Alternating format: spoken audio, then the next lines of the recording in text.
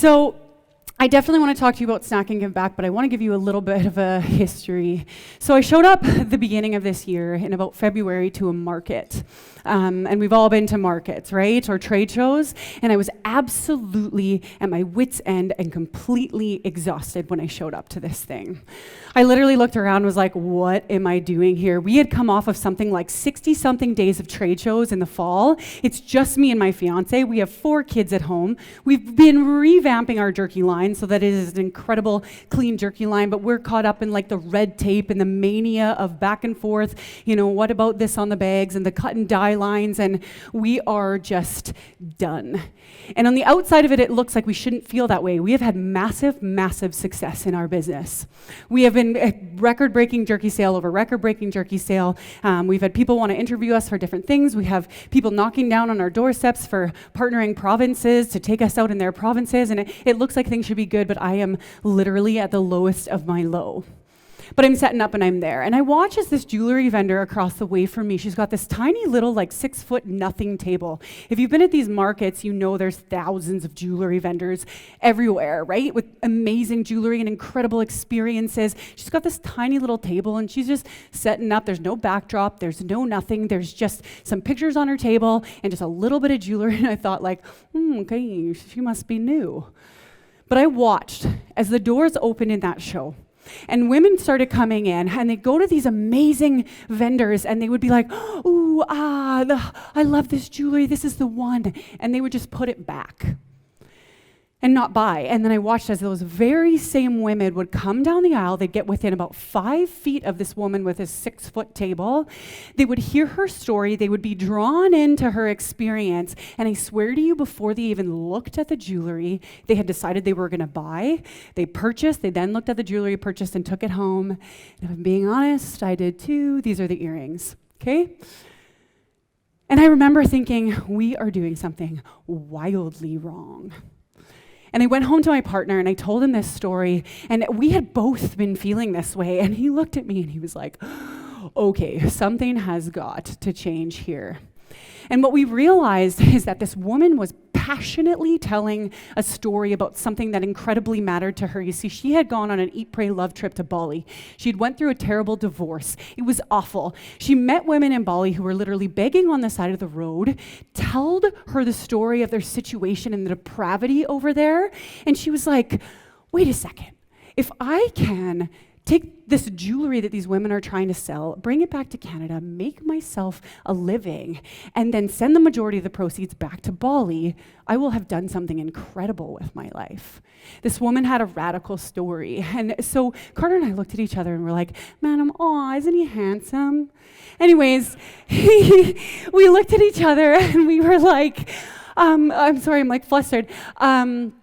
Something's got to change. And we were like, we love Tarzan. We shouldn't feel this way. What's going on? And what we realized was the things that we were the most vitally passionate about in our business, we were talking about the very least. They had gotten lost in the red tape of everything. They had gotten lost in the background. They were just some buzzwords on our signs, and they had gotten lost. And we realized that we were doing some pretty incredible things already. And we found those, and we pulled them out of the muck, and then we built on them. And we called them our Snack and Give Back initiative. So the first thing that we remembered and put at the forefront of our business was that we are in the business of creating health. We've created a grass-fed, low-sugar, hormone-free beef jerky, but we have been radically revamping it this last year, so it will be a green aisle jerky that is a health food that will blow your mind. And we remembered that, that's why we're tired, that's why we're doing what we're doing, and so we brushed that off, and it's no longer a buzzword. We are evangelical about talking about that. We lead with it, and if we had done that one thing and that was it, it would have radically changed our business. When I tell you I am not the same business owner that I was when I showed up at that show, I mean it. I literally have goosebumps when I talk about it. You see, the professionals in the area of wealth and health and all of those things will tell you that Emotion is the strongest driving factor of humanity, hands down, period. It is the reason why we make all the decisions that we make, buy our houses that we buy, put our children in the school that we do. It is the strongest driving factor of humanity. And if you are going to do anything incredible in this world, you've got to hang your reason for doing it on an emotion so that it pushes you farther, so that when times get tough, you are giddy up and in your step, and you are going and you are doing incredible things. And so we decided that we needed to hang on that. The second thing that we decided that mattered to us is we were ranchers before we were ever business jerky owners.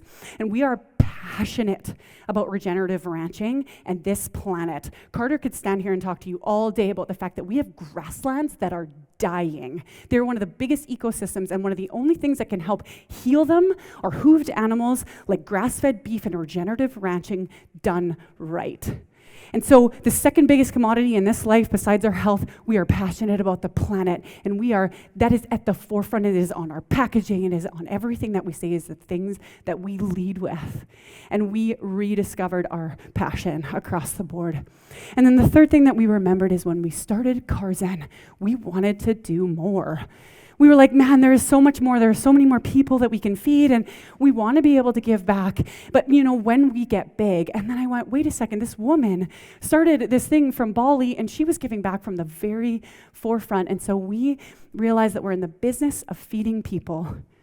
But we want to feed more, and we want to do more. I used to be the area director of a nonprofit organization in Canada, and I saw need in this country and hunger in this country that would make your head spin.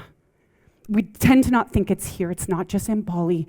It is here. There are people that can't even care about the health of their body or this planet. All they can care about is how they're going to feed their children and how are they going to find their next meal. They would never be able to buy our jerky. And we decided that this had to matter.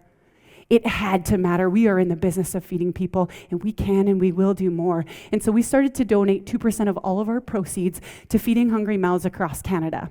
We're working with incredible organizations doing phenomenal things. There's an organization, Canadian Feed the Children. They're creating food forests up north to help people where there is not enough things coming up there and commodities up there, and they're teaching them how to feed their children and the next generation.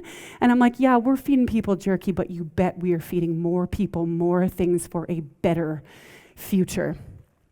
You see, the gurus will tell you that if you can create more value, you will make more money, and the more your business will grow. A little bit like this talk this morning on the marketing side of things. If you can create more value, the more money you make, and the more your business will grow. And we tend to think of this as like innovative trinkets in a pack that we can put in our purse, but what if the value that you could create was literally hinged on the strongest driving factor of humanity, their emotions? What if the first way that you could create value in your business was by connecting yourself back to your wildest passions so that you told a story that connected with the consumer in an incredible way that pushed you forward like it does me now? I bound out of bed, if you can't tell, for what we're doing. The more value you create, the more drive you have to go forward, the bigger you are going to get because the more money you make and the more your business will grow. And what if I told you also that the value that you could create was connecting with the hearts of the consumer? Because we feel like we are little fishes in a massive, massive pond. I can't make much of a difference just as me, right? But what if you could connect that consumer with their single most driving factor, emotion? What if you could make them feel like when they buy from you, they are doing bigger, they are doing better? This is purpose-driven consumerism, and the experts in the field will tell you that it is the wave of the future. It is not the drought of the past. This is where we're going, and it's here to stay. And you see, it's been around for a long time. Tom's shoes. You buy a pair of shoes, you give a pair of shoes overseas. They were in the business of footwear, but the hordes of people that they were able to put footwear on was wild and bigger than your greatest imaginations. And they had a cult-like following when they were doing that. 10 tree goes on Dragon's Den. You plant, you buy a shirt, you plant 10 trees. I can't plant 10 trees in some rando place and make a difference, but I sure as heck can buy a piece of your clothing, and I feel incredible when I do that because it makes me feel like I am doing something more. they are still around, and I own multiple items of their clothing. I love them. And what if I also told you then that it's not just about, it sounds so like, oh, you're using charity to like make yourself money, but what if it was that the more value you created, the more money that you made, the more your business would grow, but as your business grows, the more value that you can create. You can do more. We have a platform to feed more, to make our resources stretch wider in this country that matters to us, where there is drastic need, not in Bali, but right here. So what if it's a perfect trifecta of adding value, bringing in money, growing in order to add way more value to the reality outside of yourself? It's awesome. When I think about it, like I said, Carter and I just bound out of bed now, and I understand that you're not Tom's, and you're not Tentry, and you're not us, okay?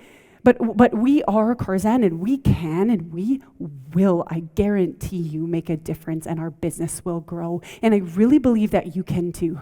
There's a couple ways that you can think about it. The first way is just stop and think for a second. Are my passions, are they just some words on a banner? Have I lost it in the red tape of something?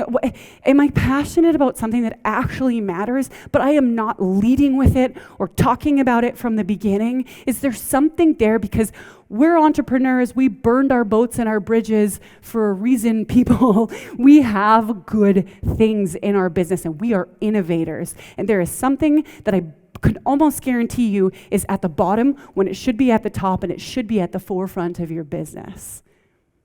So the first thing I would ask you to do is think about that. Think about that one thing, and if you just did that, I guarantee you your business would be different, and you would be connecting with people's driving force of emotion. Second thing I would encourage you to do is look outside yourself. Is there something more you can do? I get it. Not everybody can donate 2% of proceeds, all right? Like, I understand that. I'm not Tom's. I'm not gonna buy a bag of jerky, give a bag of jerky. I would be the one on the side of the road needing some help, all right? We can't do that, okay? But I guarantee that there's something that you could do. Could you connect with Drive Away Hunger, with FCC? Could you find something within your neighborhood that is incredible, that in a certain season, you already have social media platforms, right? We've got things that you could put your name behind so that when a consumer connects with you, they get that hit of dopamine, they love the reality that they are doing something more, and their loyalty will stick with you farther and longer, and they will sometimes already decide to buy before they even randomly look at even what you are selling, because what you are selling is an emotional connection to where you are going. So think about it. Is there something that you can do, even small? One or both of those things would drastically change your business, and I get it. We're not Tom's, and we're not Tentry, and I'm not even that jewelry maker along the way. Ta-da, love them. But I am Karzan. And I guarantee you that when times get tough, and when I show up to shows haggard and tired, I have power behind me, because I know that we can and we will make a difference, and we will add value, and we will grow, and we will do more than we're doing right now. And I believe that you can too. Thank you.